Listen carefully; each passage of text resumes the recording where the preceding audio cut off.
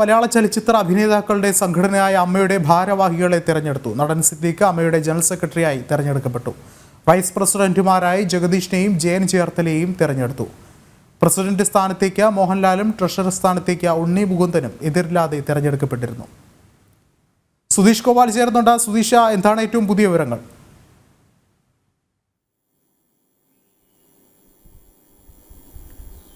വിഷ്ണു, ഇപ്പോൾ അമ്മയുടെ എല്ലാ ഭാരവാഹികളെയും പുതിയ ഭരണസമിതിയെയും തെരഞ്ഞെടുത്തു കഴിഞ്ഞു. ഇപ്പോൾ അതിൽ ഏറ്റവും പ്രധാനമായി പറയാവുന്നത് ജനറൽ സെക്രട്ടറി സ്ഥാനത്തേക്ക് ഇടവേള ബാബു ഒഴിഞ്ഞ ആ ഒരു ഒഴിവിലേക്ക് നടന്ന തെരഞ്ഞെടുപ്പിൽ നടൻ സിദ്ദീഖാണ് തെരഞ്ഞെടുക്കപ്പെട്ടിട്ടുള്ളത്.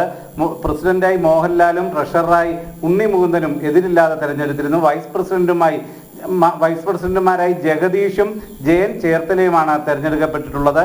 ഇതിൽ ഭരണസമിതിയിലേക്ക് 4 വനിതകൾ വേണമെന്നാണ് അമ്മയുടെ നിയമത്തിലുള്ളത്.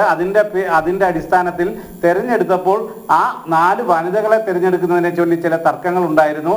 എന്നാൽ മറ്റ് മത്സരിച്ചവരിൽ വോട്ട് കുറഞ്ഞവരെ, കൂടുതൽ വോട്ടുള്ള ചില പുരുഷന്മാരെ മാറ്റി അതിന് പകരം വനിതകളെ ഉൾപ്പെടുത്തിക്കൊണ്ട് 3 വനിതകളെയാണ് ഇപ്പോൾ ഉൾപ്പെടുത്തിയിട്ടുള്ളത്. ഇനി ഒരു വനിതയെ അത് അടുത്ത കമ്മിറ്റിയിൽ മറ്റൊരു വനിതയുടെ ഒഴിവ് നികത്താം എന്ന ഒരു തീരുമാനത്തിലാണ് ഇപ്പോൾ അമ്മയുടെ യോഗം എത്തിച്ചേർന്നിട്ടുള്ളത്. ആ രീതിയിൽ ആ പ്രശ്നം പരിഹരിച്ചിട്ടുണ്ട്.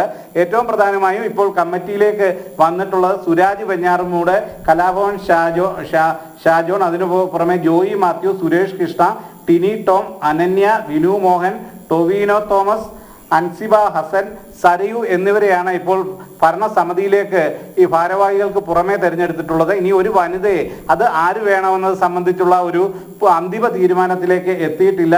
അതിൽ ഷിലു എബ്രഹാം, കുക്കു പരമേശ്വരൻ, മഞ്ജു പിള്ള എന്നിവരുടെ പേരുകൾ ഉയർന്നു വന്നിരുന്നു സ്ത്രീകളുടെ ഭാഗത്തു നിന്നും.